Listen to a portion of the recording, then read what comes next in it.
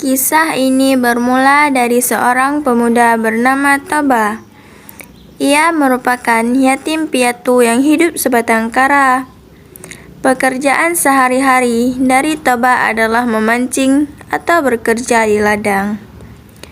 Suatu hari, Toba memutuskan untuk memancing di sungai untuk dijadikan sebagai lauk. Beruntungnya, mata kail yang dilemparkan berhasil menangkap seekor ikan besar. Ikan tersebut menarik perhatian Toba karena ukurannya serta bentuknya yang berbeda dari ikan-ikan lainnya. Warna ikan itu adalah kekuningan dan sisik-sisiknya kuning keemasan. Toba semakin terkejut ketika melihat ikan tersebut berubah menjadi seorang wanita perempuan yang cantik jelita. "Tuan, aku adalah kutukan dewa karena telah melanggar larangan besarnya.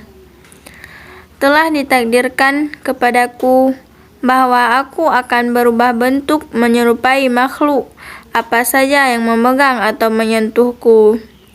Karena Tuan telah memegangku, maka aku pun berubah menjadi manusia seperti Tuan ini," ucap perempuan tersebut.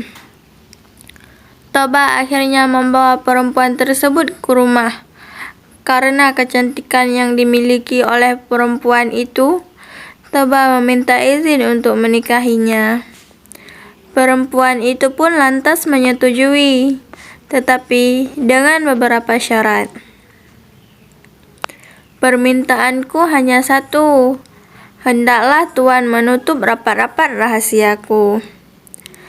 Jangan sekali-kali Tuan menyebutkan jika aku berasal dari ikan. Jika Tuan menyatakan kesediaan Tuan untuk menjaga rahasia ini, aku bersedia menjadi istri Tuan," jelas perempuan tersebut. Toba pun menyetujuinya dan mereka pun menikah. Pernikahan tersebut berjalan dengan sesuai harapan. Keduanya hidup dalam kebahagiaan, juga kesederhanaan. Hingga akhirnya mereka memiliki seorang anak laki-laki bernama Samosir. Samosir tumbuh menjadi anak yang memiliki kepribadian cukup nakal dan sulit untuk dimintai tolong. Bahkan, Samosir hanya ingin tidur-tiduran saja di rumah tanpa membantu siapapun. Tidak hanya itu, Samosir memiliki nafsu makan yang tinggi dan membuat Toba harus mencari lauk pauk yang lebih dari biasanya. Suatu hari, sang ibu meminta tolong kepada Samosir untuk mengantarkan makanan kepada Toba yang ada di ladang.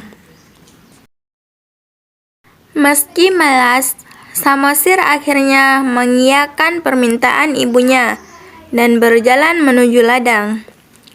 Sayangnya, baru sampai setengah perjalanan, Samosir merasa lapar dan memutuskan untuk memakan setelah bekal yang diberikan sang ibunya untuk ayahnya. Mengetahui bahwa makanannya hanya setengah saja, Toba marah dan membentak Samosir. Toba bahkan tidak sengaja mengatakan kepada Samosir bahwa ia adalah anak dari seekor ikan. Mendengar hal itu, Samosir mengadukan apa yang telah dikatakan Toba. Apa yang diceritakan Samosir membuat sang ibu marah kepada suaminya, Toba, yang telah melanggar janji. Tidak lama setelah itu, Samosir dan ibunya menghilang, dan tanah yang sebelumnya dipinjak oleh mereka keluarkan air yang begitu banyak. Air tersebut dalam sekejap membuat seluruh daratan yang ada di sekitarnya dipenuhi dengan air dan membentuk sebuah danau. Kini, danau tersebut dikenal sebagai Danau Toba, dan pulau yang ada di tengahnya adalah Pulau Samosir.